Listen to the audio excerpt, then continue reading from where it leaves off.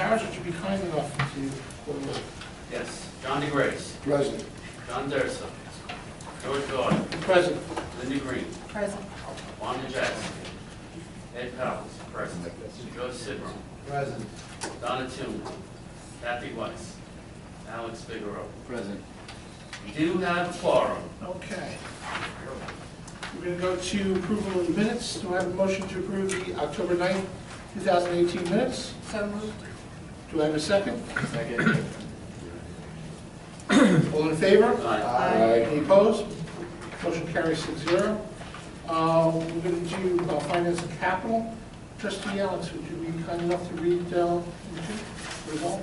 Resolved, upon the recommendation of the Nassau Community College Board of Trustees, Finance and Capital Committee, the Nassau Community College Board of Trustees hereby approves the pending college procurement agreement with the Association of Community College Trustees, ACCT, in the amount of $125,000 as requested by President Keene. Do I have a motion to consider this item? So moved. Do I have a second? Second. All in favor? Aye. Any abstentions?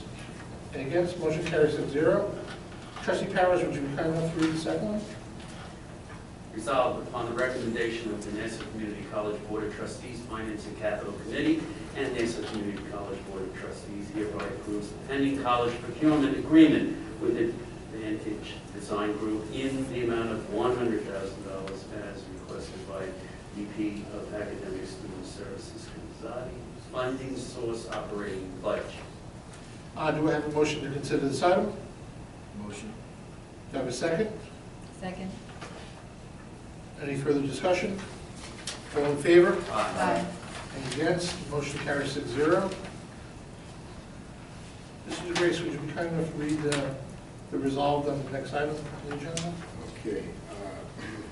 Resolved upon the recommendations of the Nassau Community College Board of Trustees, Finance and Capital Committee, the Nassau Community College Board of Trustees hereby approves that the rental fee be waived for the use of the Nassau Community College Physical Education Complex and other facilities for the first Tech Challenge scheduled from Friday, January 11, 2019 through Sunday, January 13, 2019, and be it further resolved that all associated personnel and maintenance costs will be borne by the user.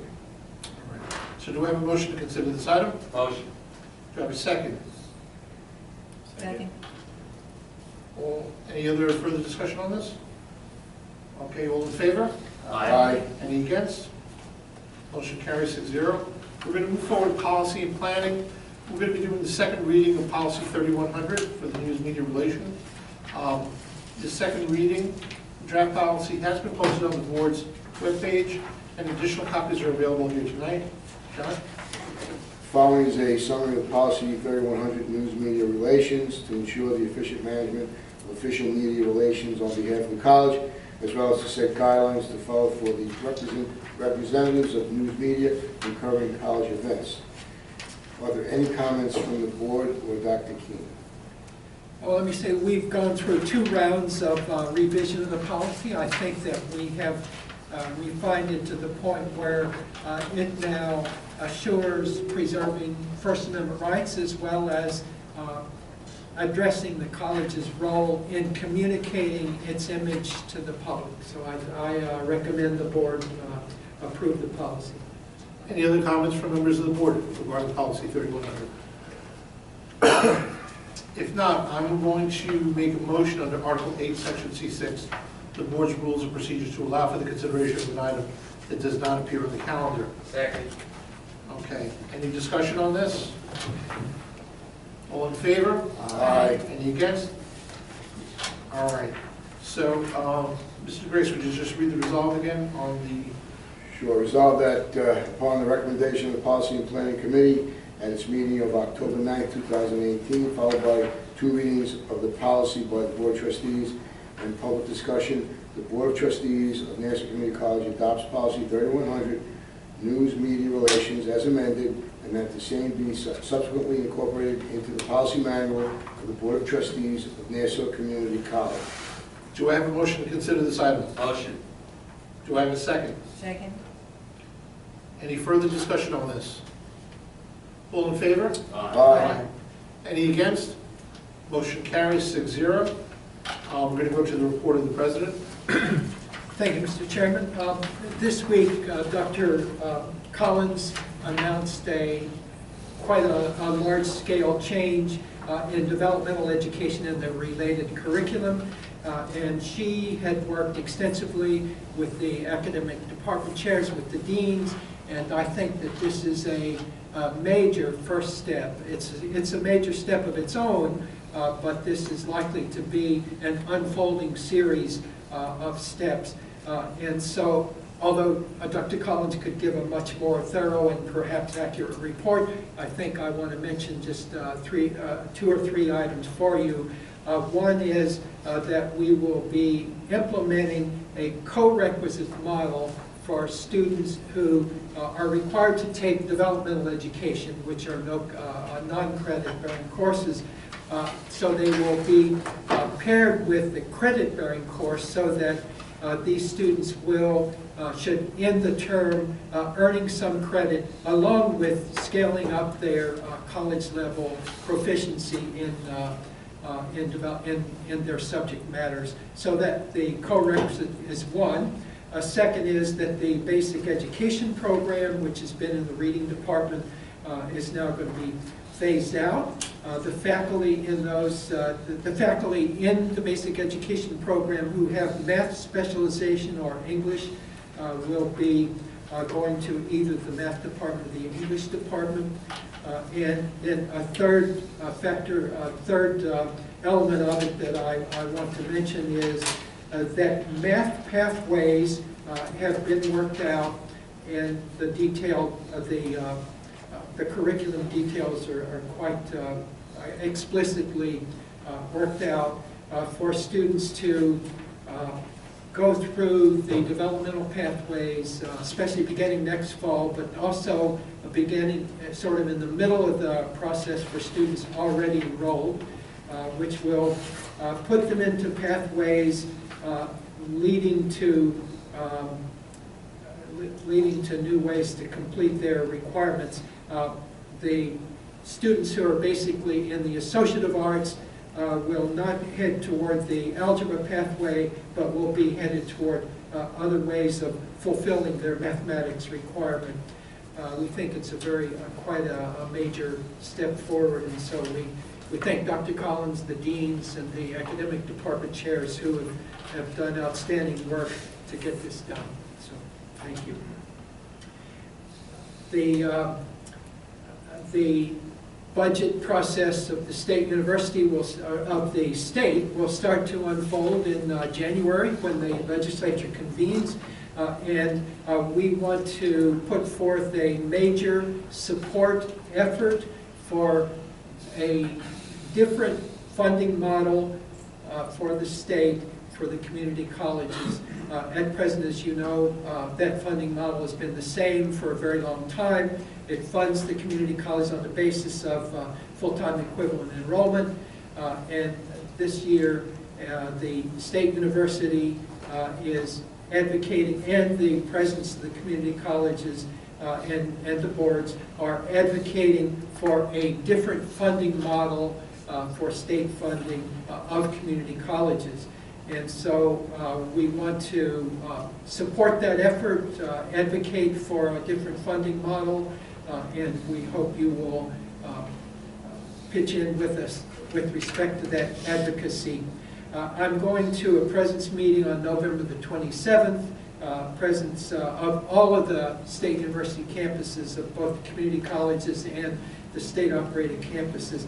And so there will be a more detailed report coming back from that meeting with respect to the advocacy efforts. So I just wanted to let you know about that, and we are already planning with Kate Murray and with other constituents on the campus about making some visits to legislators and advocating. And we do have an advocate in the form of someone who works for us on the front lines in Albany as well as here on Long Island. So that concludes my report. Thank you, Mr. President. We're going to go to the speakers list, and we're going to start with Patrick Gallagher.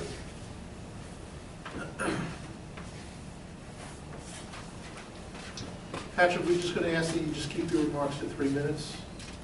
I'll make every effort. Good evening. Thank you for taking the time to hear my presentation. My name is Patrick Gallagher. I'm an adjunct professor here at Nassau Community since 1993. And through the years, I've always had a concern about the quality of our education that we're offering our students and the interactiveness of those students in the educational process. And as a high school teacher for many years, and as a high school principal at Seaford High School here on Long Island, I was very attuned to the idea of the furniture in the desk in the room. First of all, I kind of felt the rooms were a little crowded. They had 45 desks on average in G building in each room, which I think would be a little dangerous if you ever had a drill where you had to get out of those rooms. But there's only a need for 33 desks to be in a room, since that's the maximum number of students that you can put in a classroom based upon the agreements you have with the unions. So there's an extra 13 or 14 desks in the room for no purpose at all. Number two, the desks are lefty-righty, and there's not enough lefties and righties and enough positioned in a manner that would work for the students. They generally, the custodians stick the lefty desk on the right side of the room so the students can get into them, and the right desk on the other side. So there's no coordination on that, and a lot of the desks are in bad shape. So my point is that why do we have all these desks in the room when we don't need to have them in the room? And it doesn't allow you to set up the room in a structured way to create an interactive analytical environment. And my point is when I teach, like you are sitting right now, I have them in a horseshoe. But I can't do that when there's more than 20 students in a room. So I rearrange my room every time I have a class so I can fit the 20 students in the room in an interactive kind of way. As a student, maybe you've had some classes that you've had that interactive environment. So this past summer, I was teaching summer 1, summer 2, and summer 3. So I did a survey with my students. And at first they didn't like the idea that I had them sitting in a horseshoe. But as the semester went on and the class proceeded, and at the end I asked them to evaluate it, and they were very positively impressed with the idea of sitting in an interactive environment. And there's many different ways of doing that. Now, I work with Syracuse University, and tomorrow I'm traveling up to Bergen County, and then up to North Rockland Community College. And in those environments, they've invested in furniture so that the rooms are a little bit more interactive than the rooms that we have presently. So in summary, I think I'm close to my 3 minutes. In summary, there's too many desks in the room. I don't know what you can do about that. I would suggest you take them out. A lot of them are in bad shape anyway. And number two, I think now that the budget is being prepared for the coming year, I think it would be a good idea to create a few model experiments in different departments around the school where they'd have the capital expenditure, because furniture is a capital expenditure, to put the furniture in the rooms so that we could improve the interactiveness. Because students like that environment. The environment, I'm sure you all have your own office. The environment that you work in is an important place, and students have to have a better environment. So I'm here to ask you to look into that, to talk about the idea of some capital improvements for furniture in the classrooms of Nassau Community College. Do you have any questions of me? Thank you very much for your observation. Thank you. And I appreciate your follow-up on the situation. If I can be of any help in the future, feel free to get in touch with me. Thank you. Thank you, sir. Frank Crescenda?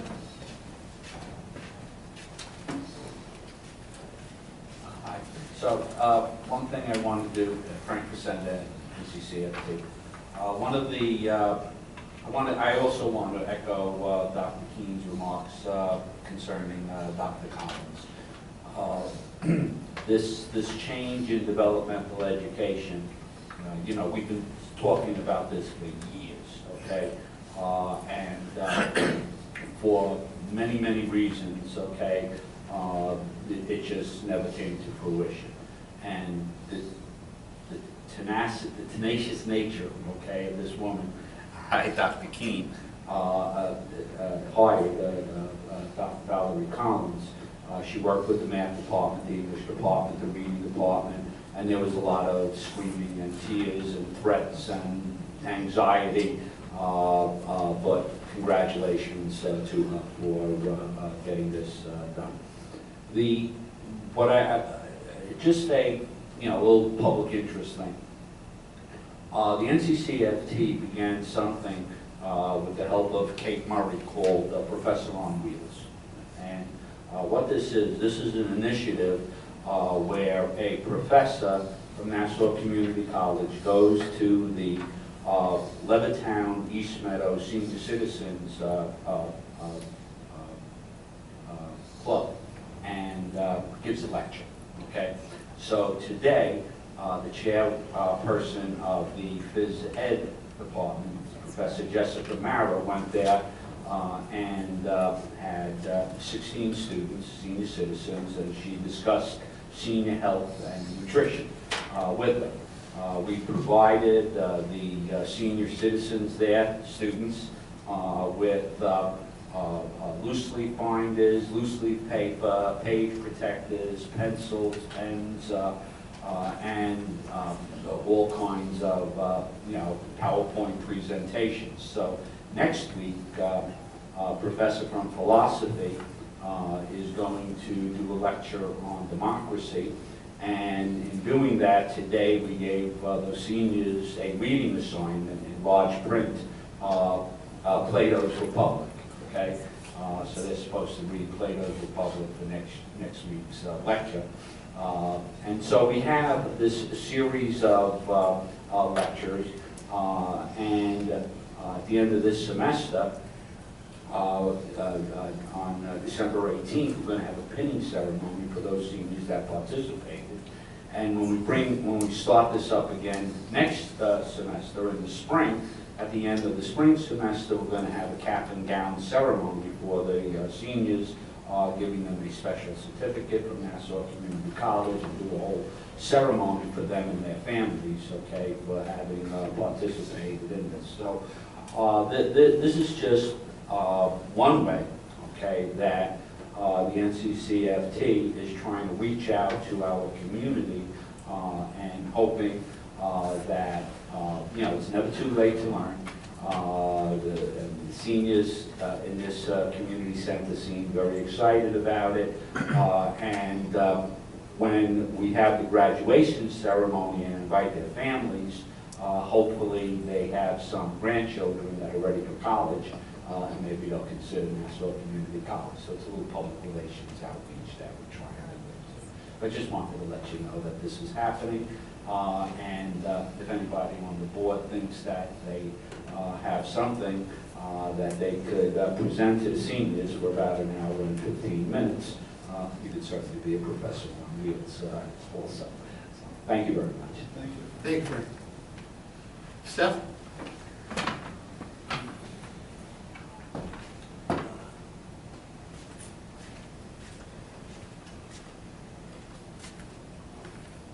Because I don't want to cause a controversy, I won't show you my hearing aids and my teeth and some of the other things that at my age I am dealing with. I was a participant at Frank's program today, and I'm very happy to hear that I'm going to get a cap and gown. And I got a tube of Polident, and it made me very happy. And I'm not making fun of it, because it's an excellent program. And I think what we need to do is that there's got to be a way that for programs like this, information can be plugged in to our marketing department, and we get coverage in the local newspapers and possibly in Newsday and something like a graduation could ever even be covered by News 12. And so I think when we talk about improvement in marketing, here we've got the product, we get the information to the people who need to have it, and it gets done. The AFA, working with the business department, Nassau County DECA, which is a business club that has contests in the area of business. I believe there are about 30 high schools, about 900 students attend these contests. We're going to be providing judges for those contests. Again, perfect opportunity to get us positive publicity. And then the last piece of what I want to say, the whole 3100 policy, the way it ultimately was put together, what it is just a real testament to people working together to make something right. Thank you. Thank you very much, sir. All right. Just in closing, believe it or not, the season is upon us. I'd like to wish any and all families a very, very wonderful and happy Thanksgiving. We've got Turkey Day coming up in a week. The next Finance Capital Committee meeting is scheduled for Tuesday, December 11th, 2018. By the way, that's my birthday. I'm going to mark it. I'm going to be here at 5 p.m. followed by the full board meeting. The board will open public session between 6:15 and 6:30 and resume public session at 7:30 p.m. I request a motion to adjourn the meeting. Do I have a motion? Second? Second. Okay, all in favor? Aye. Any against? Motion carries. Meeting adjourned at 7:30 p.m. Yes.